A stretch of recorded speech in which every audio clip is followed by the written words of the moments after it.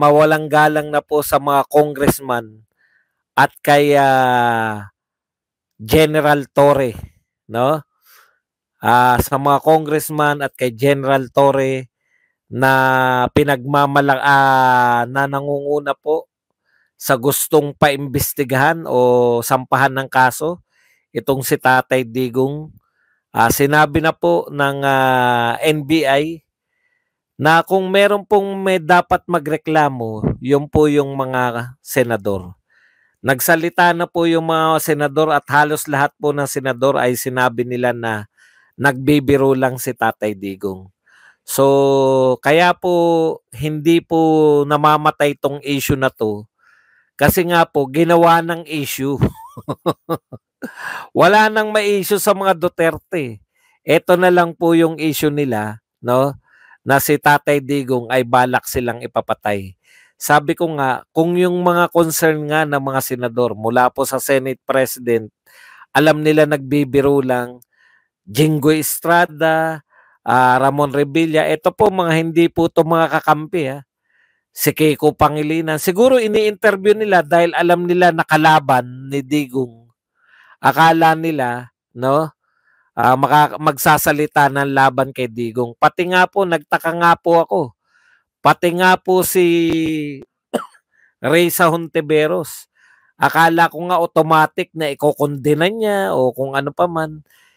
Sabi po ni Reysa Hontiveros, ang daming issue eh. Ang issue dapat, ang tunay na issue po ay yung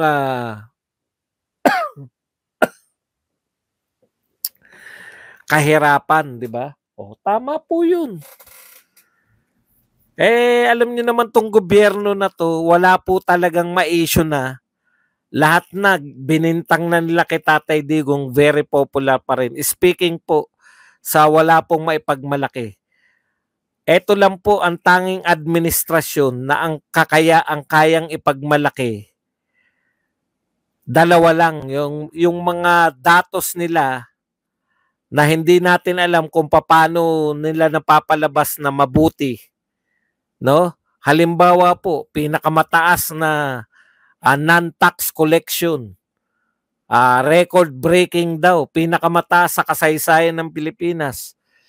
Ang kinita, non-tax. Kung susuriin mo po, kaya po malaki ang kinita sa hindi buwis dahil sa dami po ng binenta ngayon taon. At saka sa mga dami na nakulimbat, wag nakulimbat, sa dami ng nakuha nila mula sa iba't iba. Ngayon pong taon na to, pinaka-record breaking po. Tayo po ang may pinakamaraming binentang ginto. Alam nyo po ba? Sinasabi nila kumita tayo. Hindi na po. Mas mataas na po ang presyo ng ginto ngayon. Ibig sabihin, kung yung bibilin po natin yung ginto na binenta natin, lugi na po tayo. Mas mataas na po yung presyo ng ginto ngayon kaysa yung binenta natin ilang buwan lang yung nakakalipas. So hindi po tayo taliwas po sa sinasabi po, no? Yan po kaya nilang i-manipulate. Okay. Ibig pong sabihin, kung bibili ka ng ginto ngayon, lugi ka na. Tumaas na po yung presyo ng ginto kaysa nung binenta natin. So kung tutuusin, lugi tayo, hindi po tayo kumita. Ano pa po yung pinagmamalaki nila? Hindi lang nila sinasabi. Pero record-breaking daw po ang non-tax revenue ng ating pamahalaan. Pero sa actual po yan po yung mga binentang ginto, yan po yung pumasok na pera mula po sa PhilHealth, yan po yung pumasok na 117 billion mula sa PDIC na wala na pong nakakaalam kahit ano, kahit sino. Yan po yung mga pinagbentahan po ng NAIA, etc. etc. Ang galing po nila mag-manipulate.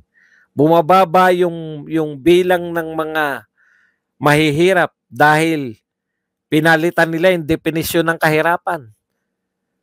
Mayaman ka na kung nakakakain ka ng magkano na nga yun? 64 pesos sa loob ng isang araw.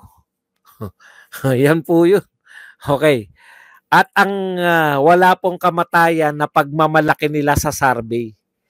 Pero tignan nyo po yung pinagmamalaking survey. Kanila na to, OctaArts OctaArts Dancers Survey, kanila na yan Ilan po ba si BBM dyan, yung mga pinagmamalaki nila? Ilan po ba sila? Ito po ang katotohanan ng survey niyan Tignan nyo at ikumpara natin nung panahon ni Duterte. Okay, ayon po sa survey na to, kasi sabi po rito, si BBM daw po o yung mga maka-BBM ay mayroong 36%. 36% lang ang pro-BBM. Tuwan-tuwa pa kayo. Survey na yan hindi na po kumbaga, wala pong presidente na nagmalaki na survey. Si Tatay Digong, alam niyo po ba yung mga survey ni Tatay Digong? 80%, 85%, 89%, ganun po katataas. Ito po wala pa sa kalahati ang may gusto sa kanya 36% lang pinagmalaki pa. Dahil mas mataas daw sa pro Duterte. And siyempre, ikaw ang nasa administrasyon. Nung Duterte ang nasa administrasyon, 89% ang ganun po yung kataas kumpara sa iyo na 36%. Napakalayo nyo. Wala pong ibig sabihin yan. Ang ibig sabihin po niyan, kung survey lang ang kaya nyong ipagmalaki, wala talaga kayong ipagmalaki.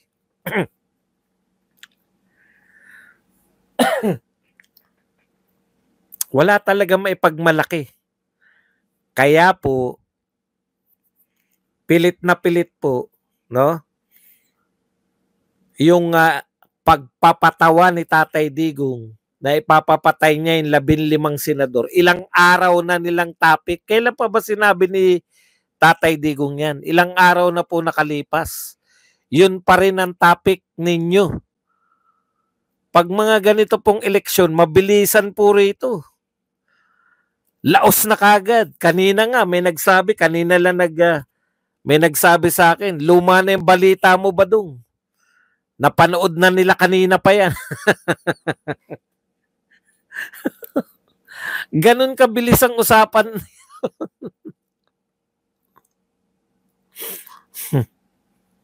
Bimbo Hernandez, thank you very much sa $9.99.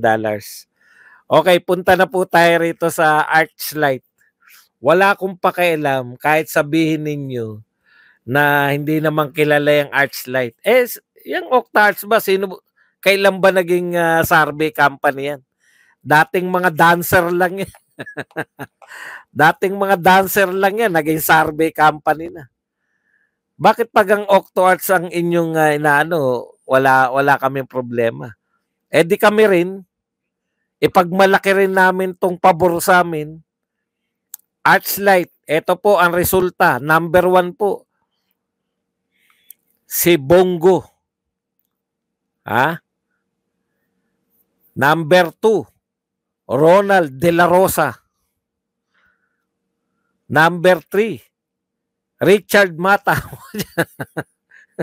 Si Richard Mata, number 3. Ano magagawa natin yan? Malaman, nakabase to sa... Ewan ko kung bakit number 3 to si Richard Mata. Baka sikat masyado yan sa Visayas at Mindanao. Number 4, 38, Rodante Marcoleta. Number 5, Apollo Kibuloy. Number 6 po, pasok din si Jimmy Bondok. Pampito po, si Vic Rodriguez. Pang-8 si Lambino. Pang-9 si Hinlo. At pang-10 po si Philip Salvador.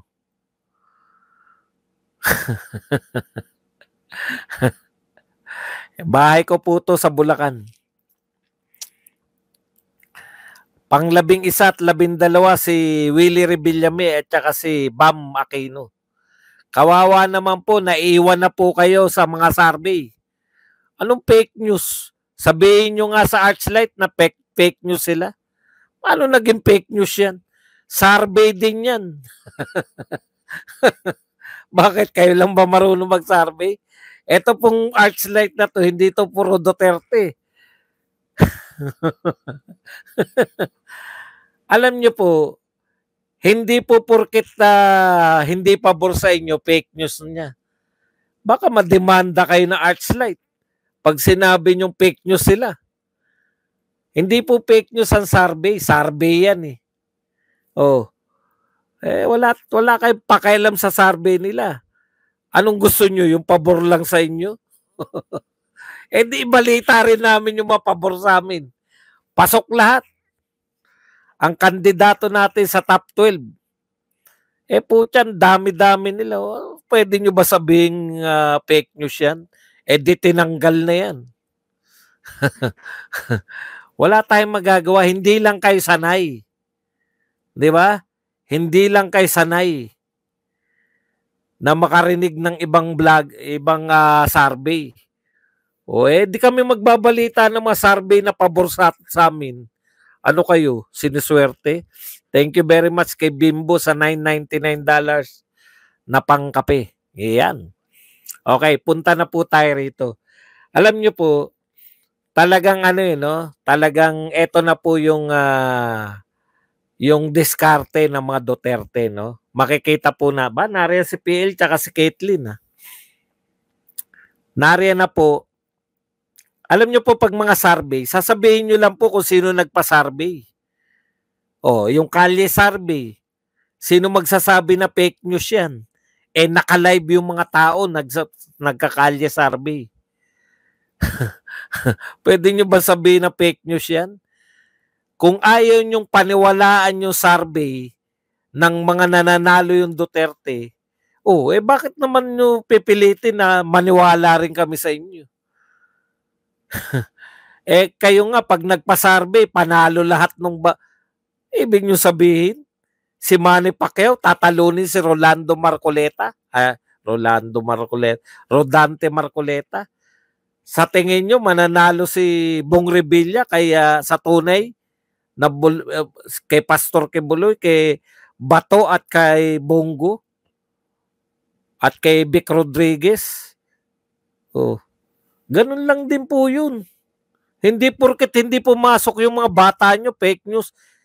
Yan po ang hindi fake news. Yan po yung sinasabi natin. Anong fake news? Survey yan eh. Survey ng OctoArts. Panalo lahat sila. Survey naman ng di ko kilala yung na yan. Archlight na yan. Hanapin nyo po sa Facebook. Tignan nyo yung mga post nila kung pro Duterte sila. Pro Marcos nga yan eh.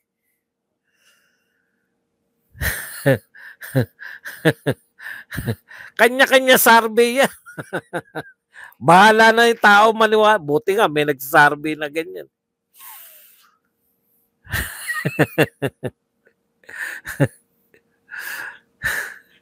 Okay. Punta na po tayo rito sa kay BP Sara, no? Nagulantang po sila eh. Ang pinag-uusapan po, pinagmamadali pa eh.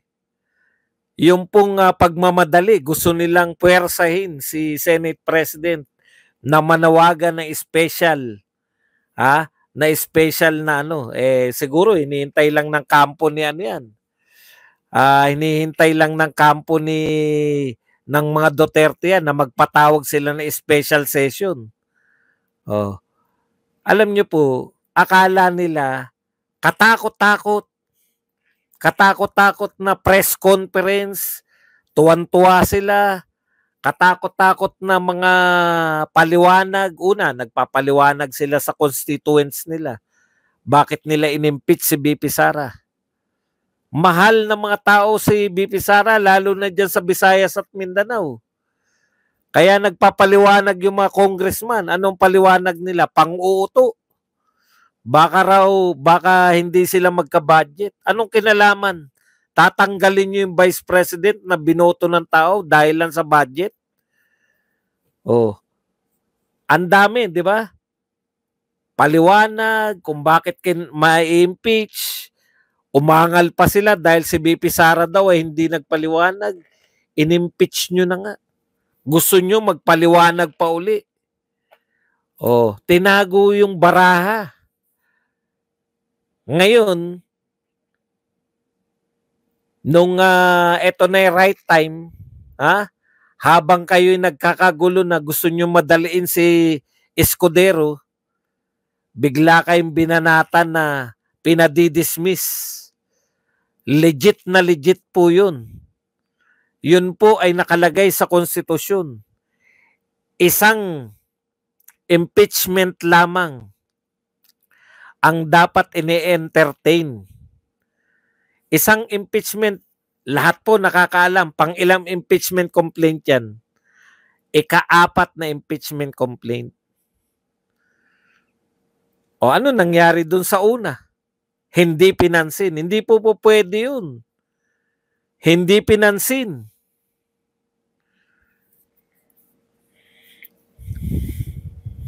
Di ba?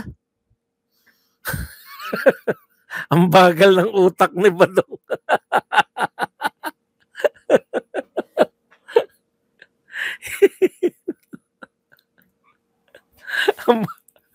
Ang bagal magsalita mo.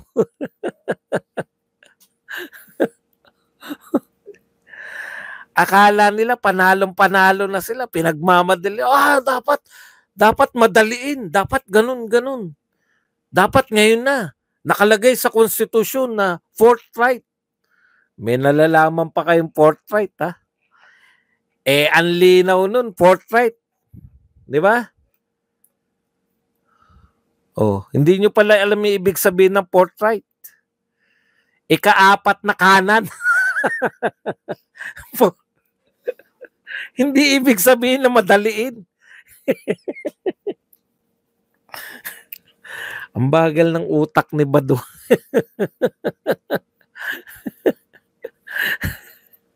Walang kakwenta-kwenta.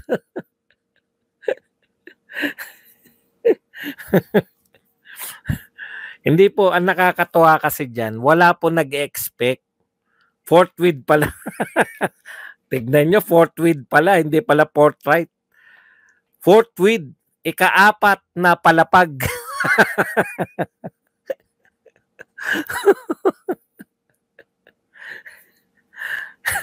Balik po tayo, ha? Dito ako natutuwa eh. Hindi nila ine-expect na may bala pala yung mga Duterte. Mali po kasi talaga yun eh. Natatandaan ko niyan, sinampahan ng impeachment si si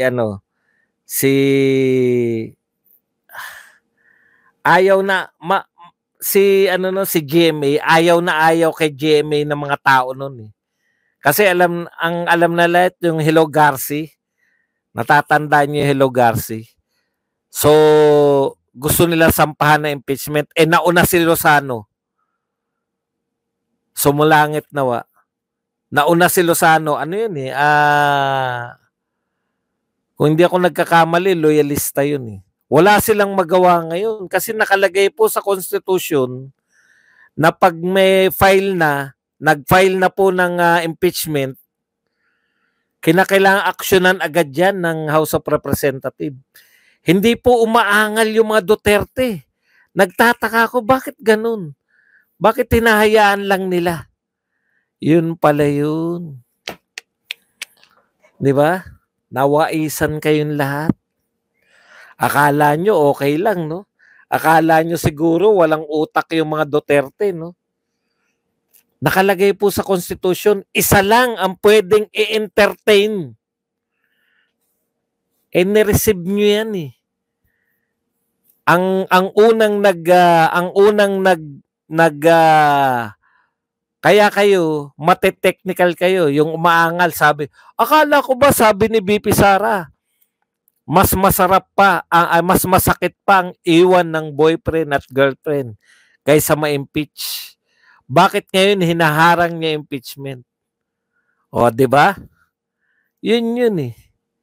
Yung parang salamangka yan eh. Habang busy kayo na madaliin si Escudero, habang si Escudero naman ay nagmamatulain, gumagawa na hakbang yung mga Duterte, no? Pinag-iisipan na nilang technicalin kayo. Hindi nyo na porsi yun.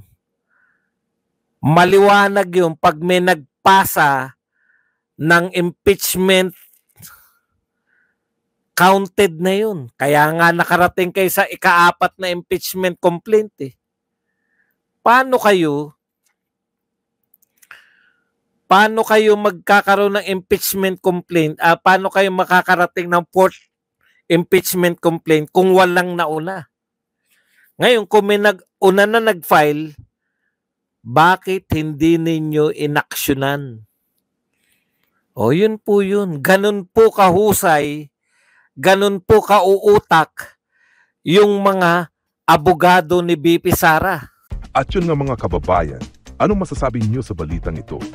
Maaring ihayag ang inyong opinyon at kuro-kuro sa comment section sa ibaba. Huwag din kalimutang mag-like, mag-subscribe at mag-share sa bidyong ito. Maraming salamat sa panonood.